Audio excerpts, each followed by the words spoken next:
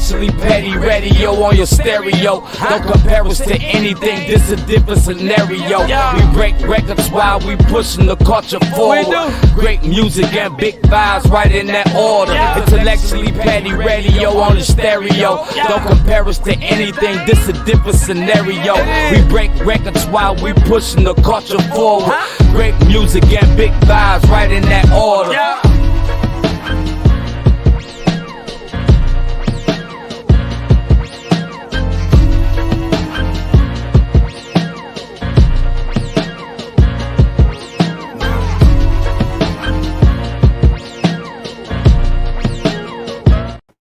And you are now tuned into another episode of Intellectually Petty Radio, brought to you by M3S3 Clothing. Men make moves and suckers stand still. And as always, on the mighty Nerve DJs Radio Network. You already know, man. You know the slogan. We only rock with legends around here. And today is absolutely no exception. We have attorney, professor, doctor, overall man of the people, man, one of the dopest individuals breathing. We have Dr. John Kellogg. How you doing, King? I'm doing fine, Jobs. That's a heck of an introduction. Thank you.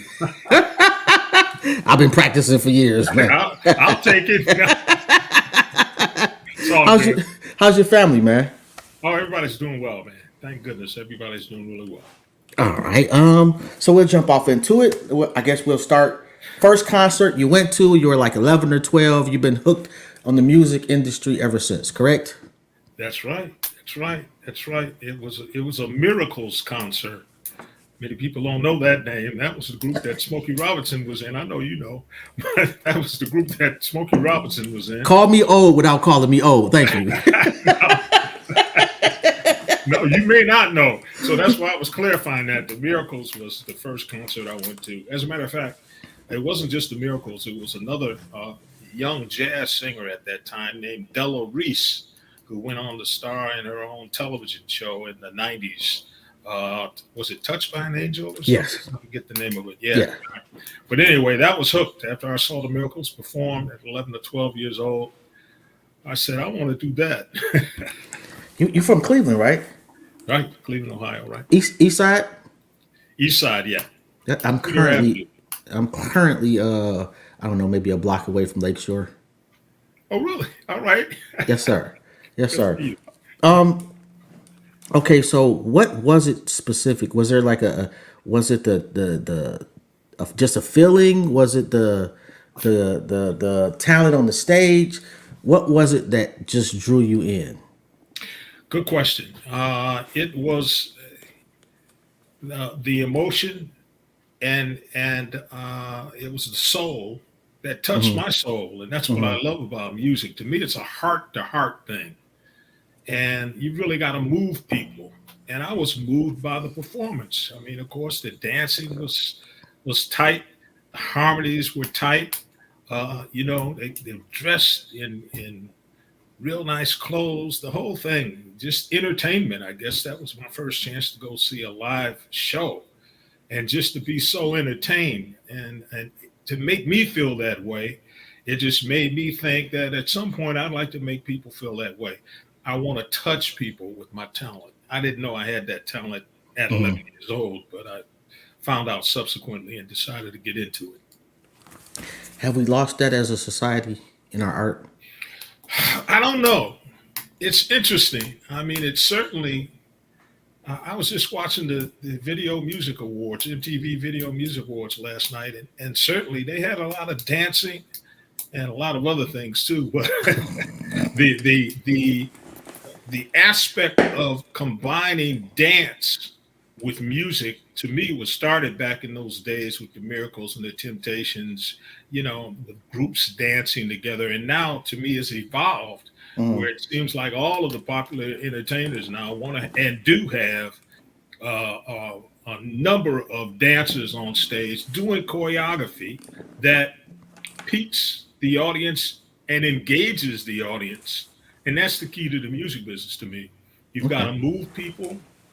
You've got to engage them, particularly today in the music industry, because the primary source of revenue is going to be live performance. And if you can't touch that audience, if you don't respect that audience and touch that audience in a special way every time you hit the stage, you're not going to have longevity. And I've been fortunate enough to see with my clients and others that acts can have longevity if they respect their audience and respect themselves and their talent.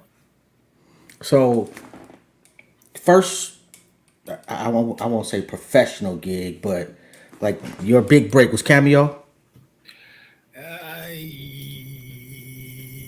Uh, yes, I mean certainly with the recording group. I started singing when I was 17, and I had a group in high school, and when I went to college, I had a group in college. So I had that turned professional. I mean, after college, we started performing live. That's what I'm saying. And that was really the thing that helped me network, as I try to tell my students and others that want to be in this business. I mean, either on the professional end or on the performing end, you have to network. You have to get out there. First, if you're a performer, you have to perform. You have to get out there and perform. And as a result of that, you will network with other people. So my band I had in college, Hmm. after was touring on the Chitlin circuit, and that's where I met Larry Blackman, the leader of the New York City Players at that time. They weren't even called Cameo then; they were called the New York City Players. And we would tour in the Northeast United States, and sometimes his band would be in town the same time mine was. Hmm. On off days, we go check them out. On their off days, they go check us out. So we had a chance to get to know each other. And when it was finally determined that the rest of my group wouldn't move to New York, as I said, look, we're going to make it. We need to move to New York City, and most people didn't want to do that. Uh, so I went myself. I went by myself, and the first call I made was to Larry, and he said, "Hey, John, I'm glad you're in town." I told him, "Hey, man, I'm here. I'm here to sing." And he said, "Hey, look, we're going to demo studio tonight. We're working on our first album. Come by the demo studio," and that's really what started it. But I tell people it was an instantaneous thing. I mean, I was on the road 4 or 5 years before Yeah. that, Yeah. creating that network where I could place that call and be in the position to have the opportunity to record the first album. So you at the apex of the career right now. Life is great. It's looking up. And then for some reason, you decide to quit Cameo and go work in a damn steel mill. Like I need to Yeah, know, like, yeah. before you quit Cameo, a couple things. Who'd you talk to? And what was the deciding factor that, hey, I'm getting ready to do this so I can go to law school? Well, the deciding factor happened uh, a few months before I left, and we were performing at a club in Rochester, New York.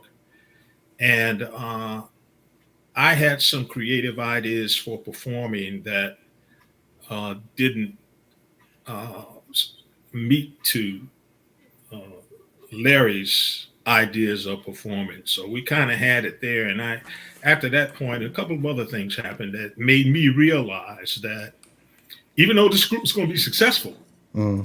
and I mean, this was the first album, but I said, this group is really going to make it. I know they're going to do it. But I found and determined before, really around the time that I was recording with them, I filed the application to go to law school. I just did it. I said, well, I'm going to do that. I want to consider that. Mhm. And I said, if I get accepted to law school, I may have to make that move. And certain things happened. I decided that I definitely could not achieve my creative or financial goals in life by being in that group. So it was a tough decision, though. I mean, the week after I left, they booked a date, a last minute date in the Superdome with Natalie Cole. So, we have been performing in auditoriums, on in colleges, and in Yeah, clubs.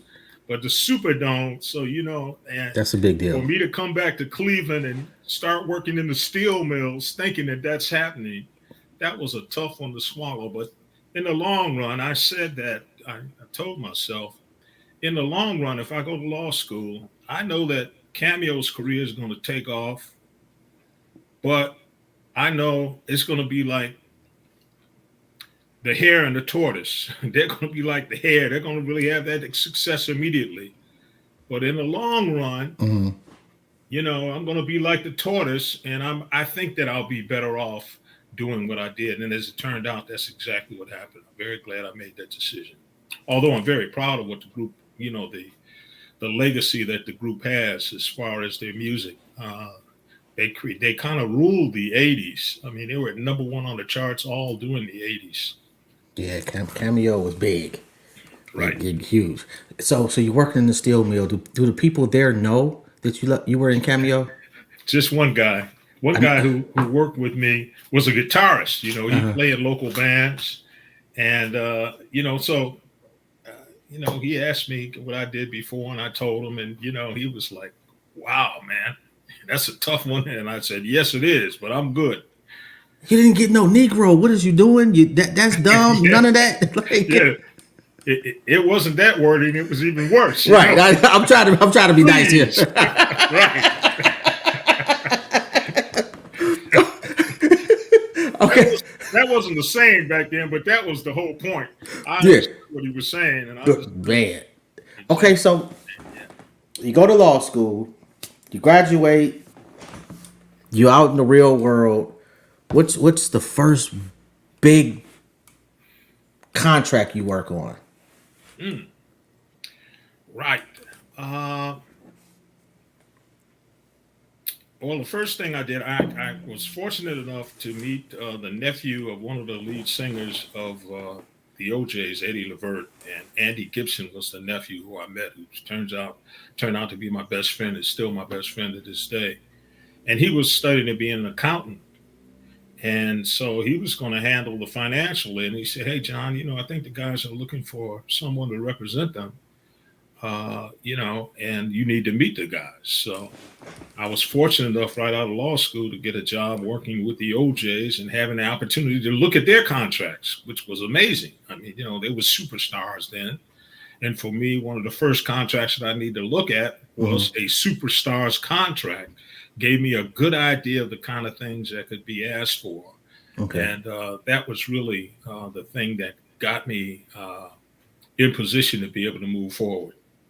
Well, I know the record industry is notorious for screwing over artists. Yeah. To this day. Yeah, in forever if they can. Um, when you start looking into the OJ, did they have a good contract before they got you? Oh, yeah, they did.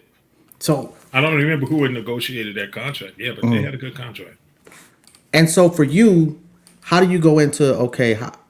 How can I make this a better contract? What was the difference? Well, it wasn't so much making it a better contract, but monitoring and making sure that the record company was doing everything that they said in the contract. Okay. And that's really the main thing that I did for them. And there was another moment that I felt satisfied when I first started representing them. They had a matter in California that I was able to refer to someone in California and co-counsel with. Uh, it was a lawsuit where a manager had sued them, and we were able to get that lawsuit dismissed. So that was the first thing that kind of set me on my path. And the OJ's, because their contract was so good at that time, we didn't have to do any renegotiation of that contract. So that kind of led after about 4 or 5 years with Eddie finally producing Levert, his sons, and Mark Gordon. And that was really the first contract negotiation I got involved with for that group. And then as a result of that, we had a number of renegotiations and which made their contract much better. Okay. So when you're teaching your students, the first point of emphasis in negotiating a new group, what is that? It depends. Okay. It depends on what the group needs. I would say that particularly now in today's market, because many artists now are recording their own material and having a great deal of success on social media. So it depends. They may not need a big advance because they're already making money. Yeah. You know, but at that time, first off, it was about certainly the royalty rates, and it was about the advances that they get. Because unfortunately, in the music industry, almost to this day, artists make money primarily from their recordings through advances, at least particularly if it was a major label, Okay. through the advances. And advances are royalties paid in advance. Yeah. Loans. But yeah, yeah, and so the royalty rate is important because you want to try to you have to recoup that advance before you get more royalties on top of that. So you want the royalty rate to be as high as possible so that you can recoup faster. And that's so those are the key things that I think dependent, like I say, depending on the circumstances. Because another big thing that's particularly now is that artists want to control their own masters. Yes. And that was something that was kind of unheard of, but it's becoming a little more common today, particularly with artists that are able to have their music streamed through DistroKid and TuneCore and other types of aggregators are what they are, and they're really distribution companies. Empire is one that's been very successful with that. Hmm. And so master ownership is important. Okay. Uh, Advances, the amount of the advance is important. The royalty rates, what's happening with Let me the, ask you. with, Let me ask you this about the advances. Do you recommend taking a big advance or as small as possible? I recommend taking as big of an advance as possible. Why do you I say that? catch flack from people on that, but the record companies, and that's why I say most artists don't earn royalties beyond the advances Mm, because there's other costs on top of the advances for the recording of the master, such as video costs that are extra, independent promotion costs are, and usually 50% of those costs are tacked on to that recoupable advance amount. And videos are pretty expensive, and people are going all out with these videos. In the '90s, the cost for videos got up to $1 million, and I yeah. think today you have a situation where many of the artists are spending $1 million on a video, and that's considered an advance too. So the fact of the matter is, artists will probably never see a back end payment or royalties on top of that advance. So if you don't get as big of an advance as you can, Hmm. you may not make money from making records. So it's important to me to get as big of an advance as possible. I know. And I don't know how true this is, but I heard a story about Chameleonaire wanting to get out of his contract, and he said what he had did was he audited the record company, and they had shorted him a significant amount of money, and they did not want to let him out of his contract. And he said, "Okay, I'm just going to tell other artists on the label about what I did," and they let him out immediately. Is What do you auditing mean? What did he mean by what I did?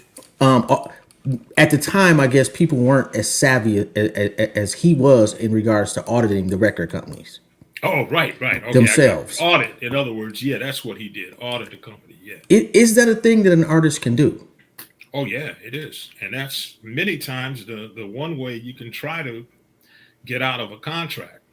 Although auditing and the royalty keeping and the statements from the record companies have a much better chance of being more accurate now because of the great flourish of proper data being kept in the music industry now. It's kind of hard to hide because you have so many Hmm. ways to determine where your music's being played and where it's being streamed, where it's being sold. But yes, that is one way to get out of a contract is to audit. And I remember years ago there was a saying that if you were a big international artist, if you did an audit, you probably were going to find some discrepancies enough to be considered a breach of the contract. And so Wow. record companies knew if you brought that audit, that their house wasn't in order in Australia and in Japan and in England. And some of those royalties could be off and it could be enough for you to sue and possibly get out of your contract. So many times it's just a matter of leverage. Okay. Sometimes you don't want to get out of the contract. You just want to make it better. You want to Yeah. renegotiate the contract. And record companies, if you're successful, if you have the right attorney, you can renegotiate contracts. Record companies will not put a provision in the contract saying that after a certain time we will renegotiate on these points. No, the contract will be what it is forever as far as they're concerned. However, record companies have to have happy artists. Yeah. I mean, if an artist isn't happy, they're not going to be in their best creative mood. And those record companies have to have product. And these executives at companies get bonuses based on how much product they sell. So if they don't have product to sell, they know that that's going to affect them down the line. And that's why they're a little more inclined, if you're successful, Mm-hmm. to say, hey, look, this contract is not working for my client. It's hard for him to create, and they might say, well, look, let's see what we can do to try to make it better. And that's when you could try to get increases all across the board.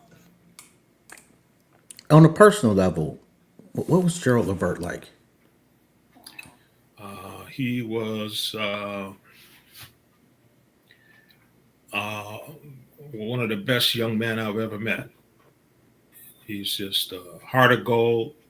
And we lost Frankie Beverly yesterday. They're two kindred spirits to me. Mm-hmm. Their lives were about creating music and making people happy. And I think you probably heard, you've spoken with a lot of people that know him. Everybody's going to tell you the same thing about Gerald, that the cat's the salt of the earth. Mm. Maybe too good for this world, And that's what people even say about Michael Jackson. He was on a different plane. Gerald was just into creating music and making people happy, as Frankie Beverly was. He was a great producer of music, Frankie was, and it was a great loss. Oh my Great God. loss. Like that dude was like, how did I word it? Like, he was like a spokesman for black people. Yeah, yeah. I mean, just give it from the heart what he's thinking, what he's feeling.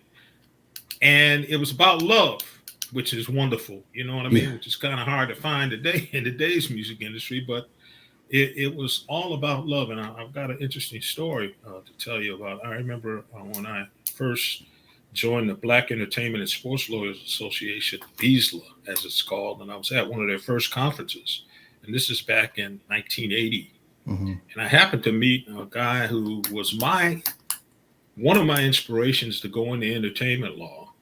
And his name is Larkin Arnold. And Larkin Arnold, I call him the godfather of black record executives.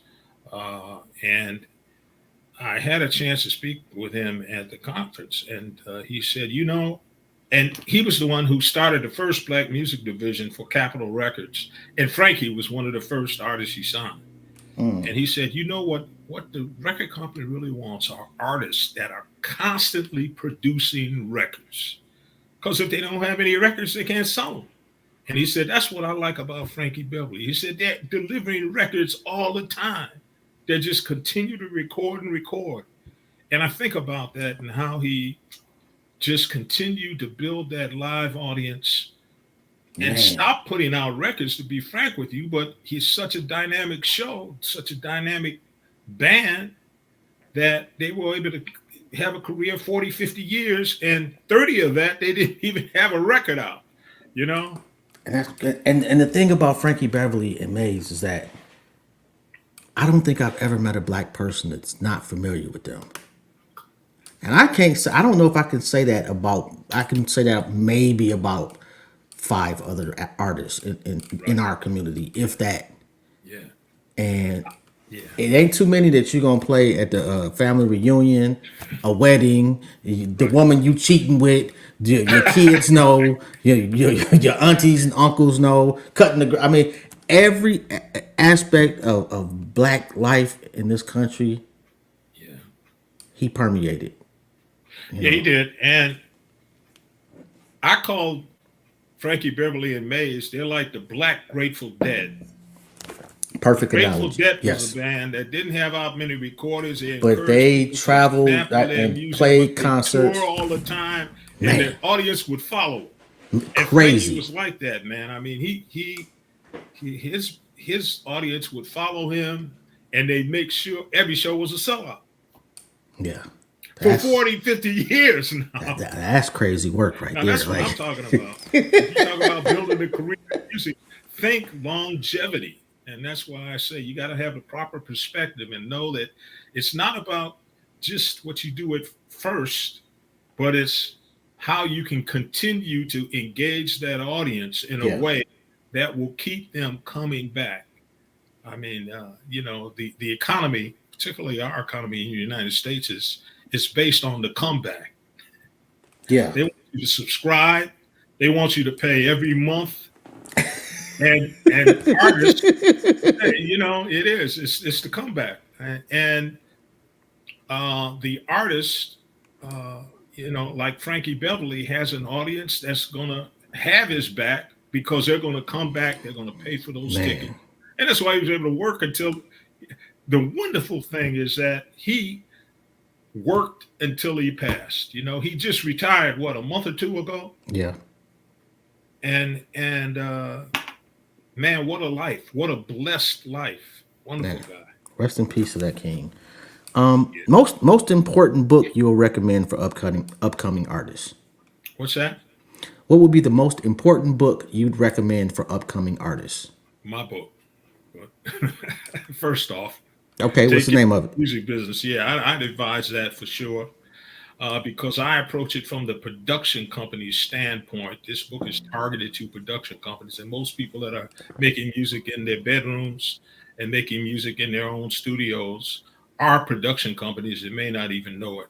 So my book focuses on that. Now, as far as the general overall Mhm. view of the music business, all you need to know about the music business by Donald Passman is like the Bible. I mean, he really did a great job with that, and that's a book that I do highly recommend. That book's been out for years. Oh yeah, he's in Yeah. about his 12th edition. I'm in my third edition, but he's been around for quite a while. What are the three big P's? Three big P's are the three big principles for success in today's music business, and the three big P's consist of powerful product. Powerful product is a recording, a song, even a live performance that can stand the test of time. I'll give you an example. I was watching the MTV VMAs yesterday, Hmm. and somebody did a version of Killing Me Softly with Your Song. Now, Lauryn Hill did a version of that. That song was done in the Yes. 70s, man. Yes. Yes. Lauryn Hill did it, and the Fugees did it in the 90s. And now, 30 years later, they're still recording. That's a powerful product. That Something that's is. going to, and it even gets down into artists that are performing and their performance. Their performance could be a powerful product, which means that you're going to want to check out that performance every time you get an opportunity to. For entertainers that are smart and respect their audiences, they know Hmm. they've got to do it like it's the first time every time. That's powerful product. The second big P is proper perspective. And that's where I say you need to understand that it takes time to build something of value. Many people think they're going to get a hit record, they're going to trend on TikTok, and they're going to have a career. Everything is set. They can start ordering the Benzes and the mansions. They can do the whole thing in the first year, and that's simply not the case. You have to work at something, and you have to recognize that it's going to take time for you to build your career if you want to have longevity. The last big P is professional attitude. And that simply means that you need to recognize that this is a small business. And you meet the same people going up that you meet going down, which means that you need to deal with everybody with a level of respect Hmm. that will enable you to maintain those relationships in the long run. Those are the Yeah. three big P's for success in the music business today. Now I watched the interview you did. I want to say it's like 8 years ago. It could be 8 or 12. But you were talking about Spotify, and at the time, how they didn't have enough subscribers to really kind of be impactful as far as monetarily sharing with the artists. Right. Now they got over 500 million subscribers, and they still. Do you still feel the same way about Spotify? Yeah, but they're not sharing it. Shared, I'd hope that they would increase the rates, and rates have been increased through certain regulations. Certain rates for streaming have been increased, but it's still a big disparity. I mean, it makes it very tough for artists to be able to make a living from streaming. And the growth of Spotify is starting to slow a little bit. It's still here in the United States, across the world in smaller countries, it's continuing to grow at a good pace. But uh, you get to the point where you want to say, well, when is it going to be a point where more monies are going to be shared with the artists? Uh, and I think it may not happen. Well, it's just tough. The way their system is set up is just really tough. So I still have some issues with them. And however, now that we're in this streaming economy, I even have issues with the service itself. I mean, I had Spotify, and it's just only recently now on the free service where I used to stream a playlist of smooth jazz. Now they have commercials in it, and it's just popped in. As a matter of fact, I've got to check my service for Spotify and the other services to see which one is the best. I swore by Spotify because the sound to me was uh, just as good or better than all of the other services. But I'm starting to question that. Yeah, everybody got commercials. I don't know. I don't have anything that doesn't. Well, I have the YouTube whatever I pay for a couple of dollars for a month so that I won't get commercials there because I use YouTube way more than any other streaming service. Right. Okay. Good. Well, that's one of the ones I'm going to check out. I'm going to check Prime out too. And Apple. I tried Apple. I waited for years for Apple to come out because I had an iPhone. And when it came out, I did a comparison of the sound, and that's when I found that Spotify sounded better to me. And that's why I went with Spotify, and I've been with Spotify for over, man, 10, 12 years now. Damn. Okay. Why teaching? I always had it in the back of my mind that I'd like to share the experiences I had. My goal when I was performing and in high school, and my goal when I got into college with my band, I said, I want to perform for a while, get that experience. And then I probably will want to manage. I didn't know that that would turn into becoming a lawyer. And then after that, then I'd like to share what I've learned with people that are coming up, which has been most satisfying to me. I mean, I was just blessed to have the opportunity to represent great clients, and I knew that there's other producers and other artists out there that need to know what's going on if they want. And that's the reason why I first started presenting workshops. I presented one in Detroit. This is back in the 90s. And I did it here in Cleveland as well. And then that morphed into me writing my first book, which was published in 2001. And it's been very satisfying to share the information and see the growth, particularly with Black entrepreneurs and with Black professionals that need this information and are getting it and are out there really practicing as lawyers, owners of production companies, entrepreneurs, and really doing their thing. And so that's the reason why I got into it. What artists? Like, let's go back to the 40s, 50s, and 60s. What artists? What black artists were ahead of the game business wise? That's a good question. Well, certainly the Isley brothers were. I don't know who represented them in 1969 when they did a deal with Columbia Records for their own label, T-Neck Records. I think they did it with another company before that. I think they had it with Buddha Records. But eventually they did a deal with Clive Davis at Columbia Records to start T-Neck Records. And so I don't know how that went down, how it transpired, but that was one of the first indications. Well, these guys are taking care of business. I don't know who their representatives were, Damn. but that was one artist that did it. And you have to realize that black entertainment lawyers really didn't come into the forefront until the 80s, really. I mean, I happen to be on maybe the second wave of that Okay.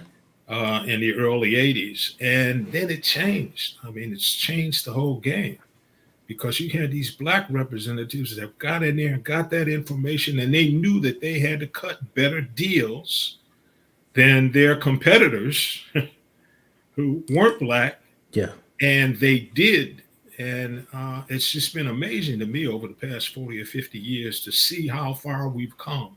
I mentioned the Black Entertainment and Sports Lawyers Association, BESLA, and I just went to their conference last year. And so many young brothers and sisters are in the major companies now. And I'm not talking about just record companies. I'm talking about media companies all over, and they're sitting all around you in this room, over 200 of them. And to see now that these people who have taken advantage of this opportunity to learn and to be in a position to represent our talent in a much better fashion than people did before are really doing it. It's really doing. It's very encouraging to me. I know.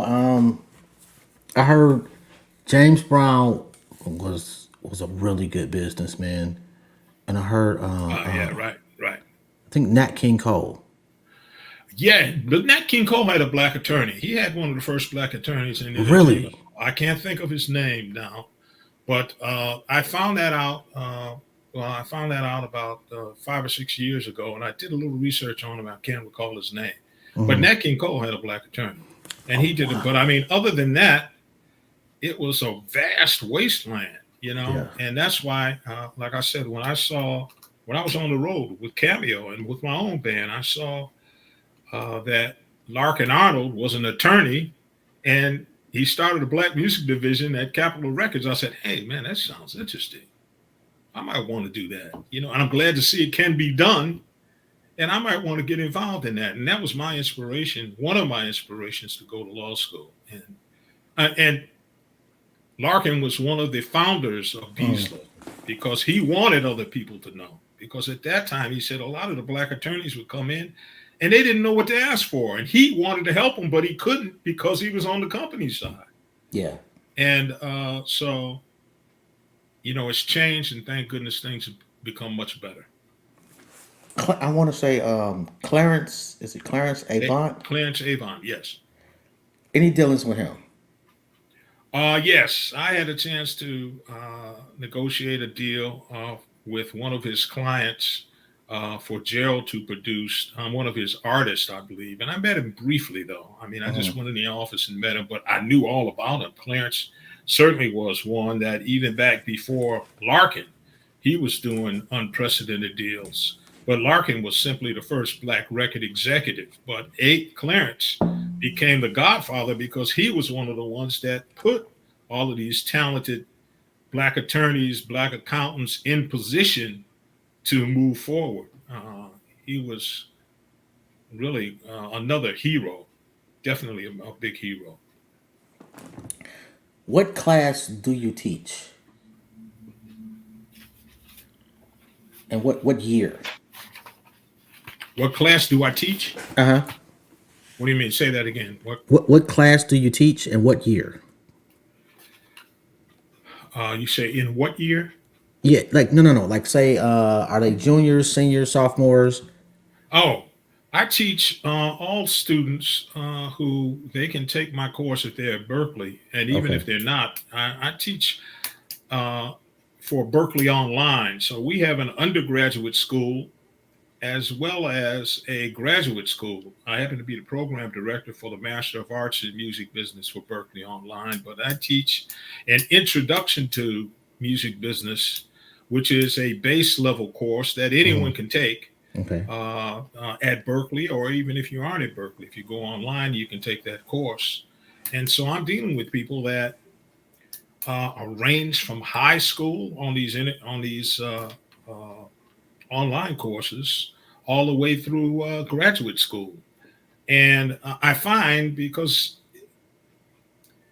teenagers are so much more sophisticated and educated now Oh my God, that yes. they can come in and be right with me. You know what I mean? Understand and want to dig in. It might be a little challenging, but they're willing to try to get into it and dig deep to get a better understanding. So yeah, I teach introduction to music business. This is Music Business 101. And then I teach a course called Music Business Revenue Streams, which is a graduate level course Hmm. if you're enrolled in the Berkeley Online Graduate Music Master of Arts in Music Business program. Okay. And I know I only got like, I don't know, 3 minutes left. First off, if nobody's told you today, I'm proud of you, bro. Oh, well, thank you. Well, I don't think we don't say that enough to each other.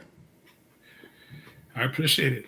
I appreciate it. I mean, like I said, when I saw about Frankie, and they did give him his due on this last tour. I mean, I know they named a street in his honor in Philly, and I felt real good about that. And Hmm. so I appreciate what you're saying, and thank you. Oh, no doubt, man. Um, your graduate class, what's the first lesson you teach? On the graduate class, we're teaching just the overall scope of the music industry during the first week. It's important, I say, for people to understand our history, the history of the music business. So we go very deep into that because that is the thing that can give you the proper perspective. So you can see that this recorded music business was started maybe 125 years ago, and you've seen it that it's gone through changes, it's gone through ups and downs, but it's still here. We're Yeah. going through ups and downs now with this streaming thing, but it's still here and it's going to be here going forward. And that's why it's important for artists, creators, singers, songwriters to recognize and be aware of their rights and protect them because those products that they're creating now can generate revenue long after their passing. And Man, so they listen. need to recognize that they have an estate. They Yes. may think, well, I don't have an estate. No, you have an estate. You have something that could be played in a commercial that was recorded 50, 25 years ago that's going to generate a lot of income all of a sudden, out of the blue. Yep. And unless you have Absolutely. it correctly protected and negotiated, you aren't going to be able to take advantage of that opportunity. I definitely want to thank you for stopping by, man. This has been an honor. I definitely learned a lot. And yo, I didn't realize you were still here in the city, man. We got to get together one of these days. Maybe hit up Zanzibar. Yeah. I love the pork chops in Zanzibar. It's just, oh God, Oh yeah, I know. I know. That's a Cleveland staple for sure, man. That's good. man. I'm glad to see that you in town as well, man. And give my best to Karita Miller, the lady with the golden ears. Absolutely, with the best manager in the galaxy. Ah, you go. That's right. That's right. She's quite a talent. Quite a Oh talent. yes, she is. And if you ever need anything, man, I don't know if what you would need from me, but if you do, I got you, bro. Right. If Sounds people good. want to, are you still representing people? No, I don't. Okay. I do consult on entertainment related matters, but I Okay. don't practice law. I resign. I retired Hmm. from practicing law a couple of years ago. But I still, if people want to reach me, they can reach me if they would like to talk about and have me counsel them, or not counsel, but give them some advice at least on entertainment matters. They can reach out to my website, Kellogg Law. That's